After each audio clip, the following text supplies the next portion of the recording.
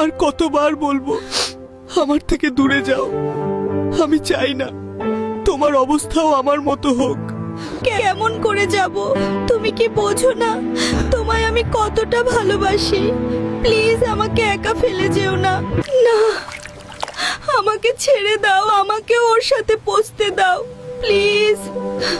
আমাকে নিয়ে যেও না। না জানি কি অবস্থা তোমার।